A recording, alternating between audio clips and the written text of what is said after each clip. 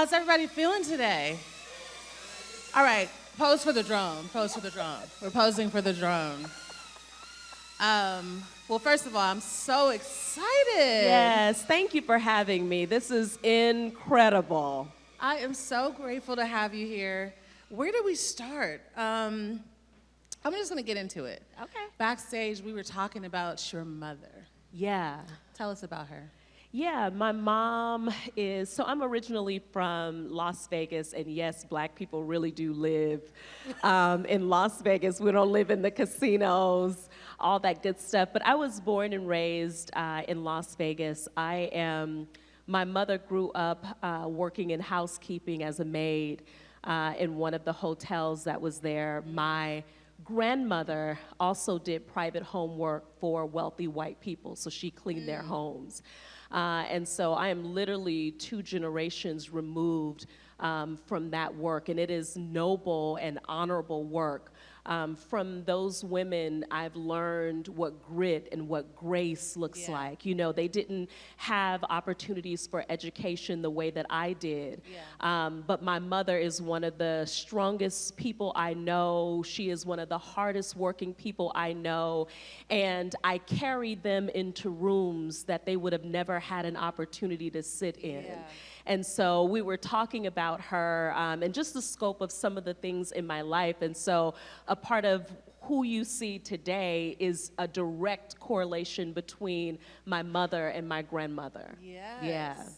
I think a lot of times we often are trying to figure out, how did I get here? Yes. Who am I Yes. and how did I become this person? Yeah. And it sounds like your mom has had a huge impact on that. Yeah, no, I'm clear on that. I'm clear on where I came from. Not always clear as to how I got here outside of the grace of God, but I'm grateful for who my mom continues to be in my life. So would you say she is a role model to you? Absolutely.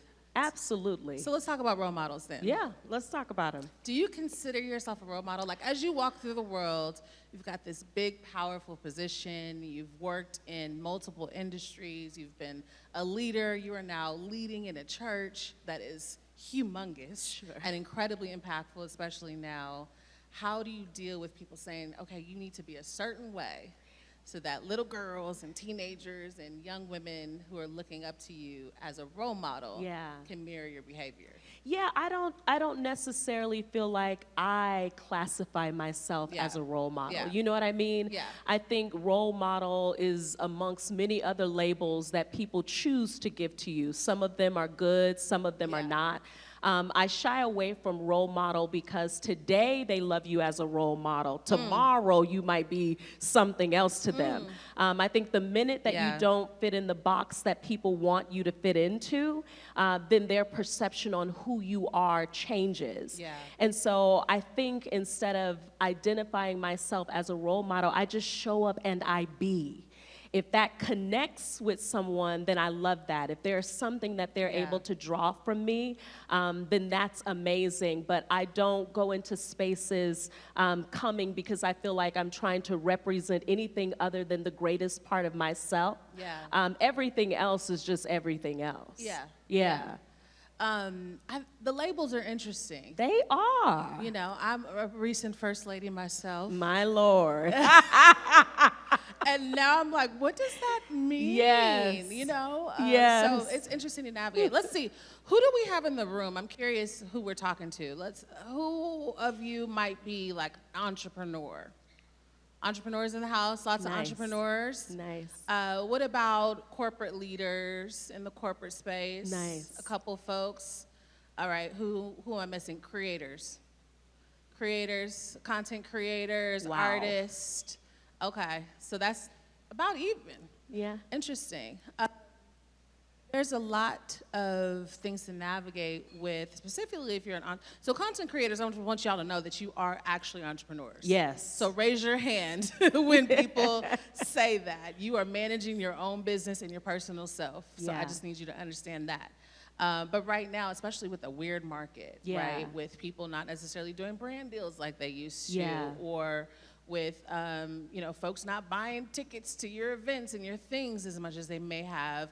How do you navigate kind of going through a challenging time, and what advice would you give to our Yeah, I think the climate that we live in, unless you've been living under a rock, we are living in a climate that is very chaotic, right? We don't know what one day is going to look like from the next day because we are living under a political regime that is, I don't even know. They're trying to take us out. Let's just be honest. That's what they're trying to do. But I will say, it doesn't matter what is going on in the country. Who you are is who you are. And a part of that is being able to consistently rise to the occasion of who you know you were created to be. Because no matter what they legislate, that doesn't take that away from you. Your identity isn't removed by that. And so even when we're dealing with things where, you know, people are shopping less, or you feel like there's less access to things that you had more of before, you really have to look at it as an opportunity to reinvent yourself, to reinvent your business, your content, whatever it is that you're doing. I think that it's all about perspective, right? Because you are multidimensional. Most of you don't do one thing. You do many things. And if you are able to tap into the well of who you are and what God has placed in your hands, what is happening in the world will never catch you off guard because you have the ability to pivot. Black folk have been pivoting since we got here. And so it is natural for you to be able to do that if you trust what is in you, right? So that you are able to make those decisions. You are a natural creator. We are natural innovators. It comes out of our pores. It's in everything that we do. And we see how when we create, it shapes what culture looks like. It shapes what this nation looks like. And I think sometimes if we're paying attention to the variables around us, we will start to second guess what we have in us. And that is how we fail. But when we are able to thrive by remembering who we are and what we possess, they will be trying to figure out what you are doing so that they can learn how to sustain themselves in a climate that seems to be failing. Absolutely. Yeah. Absolutely. That's a hand clap. Go ahead. Go ahead and give Thank y'all. A yes and an amen to that. You mentioned something just about paying attention to what is going on around you. Yeah. It's very hard. Yeah. Like my phone is always like ding, ding, ding, ding, ding, ding, ding. Like something else is happening. Yes. And how do you center yourself enough to focus? Yeah. And also to be connected enough to listen to what God is trying to tell you and where he's trying to move you. Yeah. Instead of being distracted. Yeah, so I think right now in this time, it's easy for you to decide to tap out, right? Because there's so much going on and so much being thrown at us at one time. But for me, that is a strategy to keep you in a space where you feel desensitized to what is happening. So it's like if we can give you enough to keep you distracted, then it distracts you from the voice of God, it distracts you from yourself, and then what it does is create an overarching level of fear and anxiety that you live in. And so there is a way to be engaged in what is happening in the nation and around you, but to be filtering those things through your spirituality that helps you understand what's happening. There is a difference when you are taking in information and you are without a higher power, right? And then there's a way that you take in information where you know who your keeper is, who your sustainer is, right? Because that means that what causes other people to falter doesn't cause you to falter. We know we don't move by fear. We don't move by trepidation. And so we are filtering messages in a way where we are yielding them, I'm saying, to God, but then I am also saying, Father, in the midst of this, how are you speaking to me? How do I need to move? What is the discernment that I need so that I'm able to make the decisions that not only impact my life, but my family's life and the community around me that is sent? So much of it is to create an intentional distraction for us so that we become so confused that we check out around what's going on and become apathetic in our own lives. Because if you become apathetic in what's happening in society, they win. Yeah. And we ain't got time for them to win. No. Okay, girl, so are you saying, so are you trying to tell me you don't be in the bed late at night scrolling? Of course I do. But I also know when to stop. Yeah. There's a level of self-awareness that you have to have where you say to yourself, enough is enough for today, right? I've taken in enough for today. Let me cut this off. Let me digest what's going on, or let me decide to pour out what I've been receiving, because I know some of it is not healthy for me. The problem with so many people is they don't know how to stop. And so there has to be something in you that says, this is not healthy. Let me pull back from whatever it is. If it's social media, if it's food, if it's television, whatever the case may be, there has to be some type of harmony that we begin to work in so that we know when we need to engage and when we need to disengage. And it also is designed to be addictive. Yes. So we need to know, just like when you stand at the bar, like enough is enough. I am tapped out. Please send me home. Last call. Absolutely. Let's talk about leadership a little bit. I think of all the titles I wear, I think being a leader of large groups and teams is the one I will take. Yeah. Because that's the one where I feel like I have the most impact. I'm like, this person could be all the things, and if I invest in that person, they're gonna win. Now, that's not everybody. No. There's some folks I'm like, oh my gosh, how I'm gonna navigate this this relationship. Yeah. You now have teams, have worked and operated teams for some time. Yeah. Even in the church now, have a new role where you've got people who are looking to you to help lead and direct them. Yeah. What are your biggest challenges? I think some of my greatest challenges are people's inability to see vision and be intentional on how to implement vision without having to hold their hand.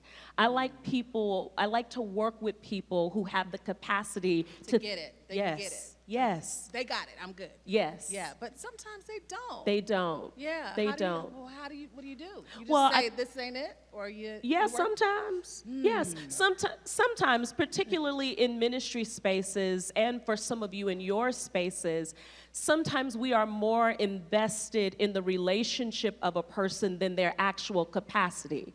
And some people that work for you right now, your heart is so big, you care so much about who they are, and you should, but the truth is they can no longer work for you because what they are doing is drowning the vision that you have. They're pulling down who you are, and that means that you'll never be able to execute at your highest level because the people that are working with you are not strong enough to hold your arms up. And so sometimes the gift of goodbye and blessing them to go on to something that they will be more fruitful in will be more helpful than keeping them in a capacity that keeps them mediocre, which keeps your vision at a space that it doesn't need to be. There are other times where we have people simply in the wrong places. How often are we reevaluating the people that work with us to ensure that they are the best fit for where they are?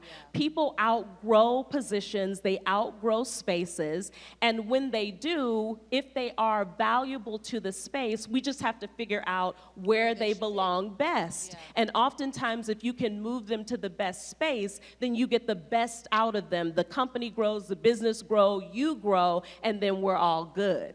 There are other times that you just have to invest in tools, right? So giving people the tools that they need to be able to grow. How often are you offering trainings in your companies? What conferences are you sponsoring them to go to? Because as you invest in them, you also invest in your business. Yeah. Curious about tools. This is a complete tangent. How are you feeling about AI and leveraging AI in your business? I know there's a huge conversation. My husband probably gonna hate that I asked this question. Huge conversations about ministers now using AI to write. Well, child, they didn't want to use Facebook at one point. They thought Instagram was evil at one point. I'm really curious your perspective on how AI is impacting our world these days. Yeah, I don't think that there is a way to get around it if you are going to remain progressive and involved. There's no way. And so I think we actually had a training, a 2 or 3 hour training for our staff specifically on AI and how it could be implemented in the work that we do in ministry so that we're able to streamline our work, be more efficient in what we do, so that the business behind the work that we're doing is able to move forward. So I definitely personally embrace it. I think that there are some racial dynamics with AI that we need to continue to have conversation around. Nuances for sure. Yeah. So there are some things that we still have to deal with, but we need to be at the table so that while those conversations are taking place, our voice, our likeness, our experience is also implemented in the process of AI. I'm curious how many of you all are using AI. How many people used AI today? Wow. Yeah. This morning. Yeah, absolutely. I think it's a really interesting space, and you know, we often talk about it in tech spaces. Yes. But I am now encouraging everybody everywhere to make sure that they understand the landscape of what's happening, because to your point, if you're an entrepreneur or a creator and using Canva or whatever other tools you're using, literally can 10x your business by yourself. Yes. And if you have a team that can 10x their output, that is numbers of people you don't have to hire. And so I think a lot of times we forget you know, technology is always we're always going to innovate. So we got to stay on the train. I just want to make sure everybody, if you're not using AI because you're scared of it, no, you got to. Holla at me after this. Yeah. And let me say, I think that COVID caused us all to have to reimagine our business, reimagine ministry, reimagine education. You know what I mean? So the way that we were doing things before is just not the way that we can continue to do them. So again, you're either looking at it as some type of crutch or something that impairs you, or you are looking at it as an opportunity. And in most cases, it's an opportunity. Yeah. Absolutely. All right. I'm really curious about how you spend your days. You have a lot going on. When you wake up in the morning, what's the first thing you're like? I'm trying to figure out what day it is. Right. No, really. I think, you know, as the world gets more crazy, a lot of times we need to go back to the basics of like how you're managing our day. Yes. Like when I wake up in the morning, what am I doing to get myself on the right path? But then beyond that, how am I using my time most efficiently? So good. Yeah, no. I have always said that if you don't know how to work an hour, you won't know how to work a week. And if you don't know how to work a week, you'll never know how to work a month. And if you don't know how to work a month, a year will come up and it will fly by, and you will look at your life and you have done nothing. So the same strategy you use when you work in other people's companies for mapping out your day is the same strategy you have to use for your own life. So the minute that you wake up, you're grateful. For myself, I have devotion, I pray. Then I have a strategy for the time of my day. There is an agenda for my day. So I know I'm spending this amount of time doing this. I'm spending this amount of time doing that. There are times where that is thrown off, but because my day is streamlined and focused, I'm able to get back to what I'm supposed to do during the day when that takes place. Dr. Miles Monroe once said that destiny and purpose streamlines your life. When your life is streamlined, there has to be an agenda for what you are doing, because that cuts down on the miscellaneous conversations, the relationships that are not lending to your destiny and your purpose, so that you're able to look up at the end of the day and feel like you actually accomplished something, and that you're not starting the day with the same list you had at the end of the day. Because a part of feeling accomplished and successful helps us to be better in what we're doing. And so a part of that is setting up an agenda for the day, giving the first part of my day back to God so that I can center myself, because sometime by 9 o'clock, somebody done irritated me. I saw one email that might have frustrated me, flustered me, and so you have to have a way to come back to what you know is true. And then streamlining how much you're taking in. Unless social media is a part of the work that you do, how much do you need to take in during the day so that you're able to stay focused on what you're trying to do? It's challenging. I'm finding more and more recently that I'm like, wait, what happened to the day? Yes. And I blame it on the baby.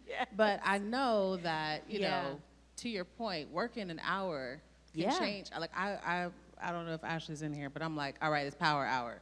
this hour, I just get it all. Let's get it in. Let's get it done. Yes. And that works for me. So yeah. Wonderful. All right, let's get a little personal. We got a few minutes left. Okay. Yes. Yes. You're newlywed. I am. Tell us about how you got there. And what I mean is, because there's the men in the stage. This is a stage for our women. Curious how you decided this is something I want in my life and how that came to life for you. So I always knew that I wanted to be married, right? May not be for every person, may not be every person's desire, but for me, I knew marriage was a part of how I wanted to live. Yeah. I was married before, so this is my second marriage, and so a part of it was going through the dating experience of heartbreak, disappointment, you know, you name it, having all of those things. And actually getting to the point where I decided or resigned myself to believe that maybe marriage was not for me. Sometimes you can have enough toxic experiences that it will deflate you so that even what you know is your portion, you will begin to second guess. And I think that was me. I was like, listen, I'm tired. I don't have no more energy. I don't have any more time. The streets is hard, okay? Just keep me out of the streets, Jesus. So you can, you know, y'all can laugh, it's all right. Jesus. So that was the space, really, truly, I think that I was at. But when I resigned myself to say, I'm not looking, I'm gonna focus on the work that I'm doing, ironically is when I met him. And so, you know, I think taking in all of those things have been a part of the overall experience. Now, it has been an experience being married at this juncture. We'll probably have to come back and talk about that another day. Whole nother conversation. Yes, a whole nother conversation. We'll have to create one. But I think more than anything, because again, everyone doesn't desire marriage in that way, and that's okay. I think for people who do desire marriage, both male and female, stop looking at statistics. Stop listening to people tell you that it's not possible. Stop listening to people tell you that you will never meet your equal or someone that you are compatible with. The world is designed to make you believe that there is always less.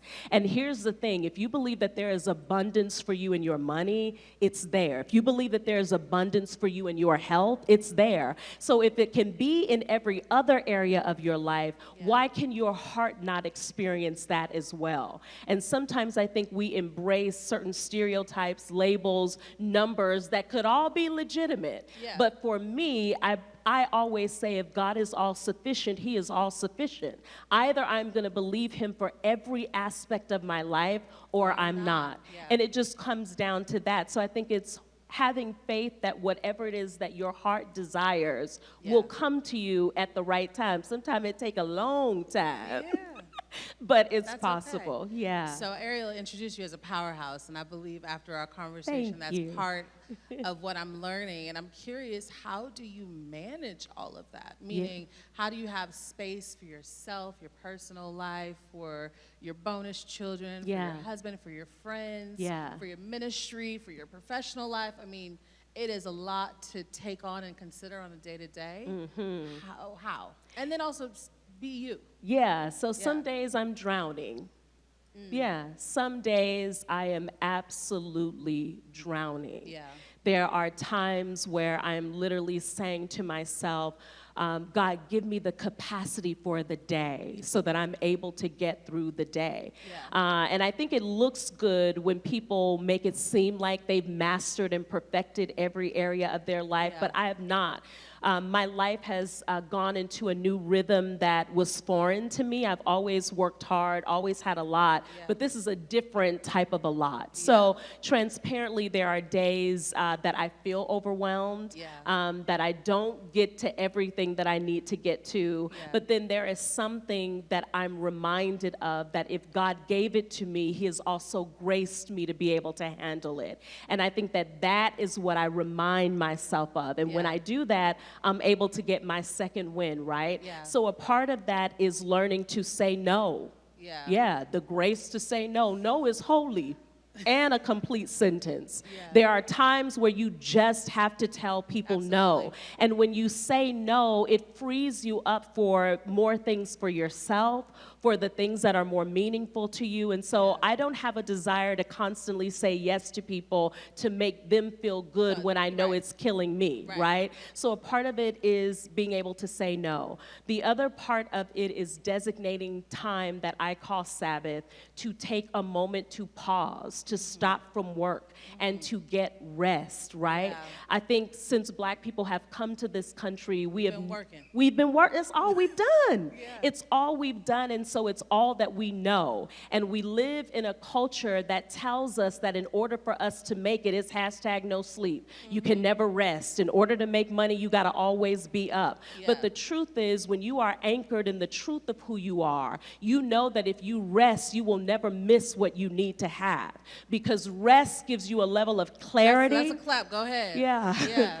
Rest gives you a level of clarity. Rest gives you a level of understanding and reconnecting with the one who gives you the blueprint to do what you need to do anyway. And so God is always going to be counter to what is happening in the world. If the world says never rest, kill yourself trying to get something that is already yours anyway, then you abide by their rules. But my mother always told me the rules that apply to them are not the rules that apply to you. Absolutely. And so some of you are in a season where you've been psychologically conditioned to feel like you gotta toil for everything you get. Can I give you a news flash? You are also entering into a season of rest where everything you desire will come to you, where you will walk to the door and the door will open for you. The things that you think you need to chase will be chasing you. So there is no sweat from your brow. It is your arrival and you showing up, and out of your obedience is the blessing of God, is the fullness of God, and you walking into it. You get comfortable with just taking a break. Sometimes you gotta just, you know what I'm saying? You gotta just sit back and allow it to come, because the truth is, for so many of us, you've worked so hard for years that you don't even really know how to call forth the seed that you have already put in the ground. You have years of seed that you have sown that you can call forth to say, Father, this is a season of my life where I need it to just come. I need to manifest it by my faith, believing that you have it for me. And when you understand what is for you, you tap out of the rat race, because you understand that you can't miss what is for you. It is reserved for you. And it's not by, I always say that we are not governed by ambition, but we are governed by purpose. We are governed by destiny, because destiny and purpose is led by God. Ambition has no bottom. You will do anything to anyone to get what you have to get, and you will never be satisfied with it, because it is a hunger that will never be filled. It is a thirst that will never be filled. But destiny and purpose has an arrival. It is a way that you live, that you move, that you breathe, that causes you not to operate just for I, me, and my, but you know that there is a whole generation of people that is attached to you and what you do. Well, I'm tapping out the rat race. Anybody else want to tap out the rat race with me? Okay. Well, first of all, I feel like we could keep going, but I'm watching the clock. I'm grateful that we had this conversation. Thank you so much for joining us. This is so amazing. Thank you to all of you all. Thank you, all of you. This has been a fantastic conversation.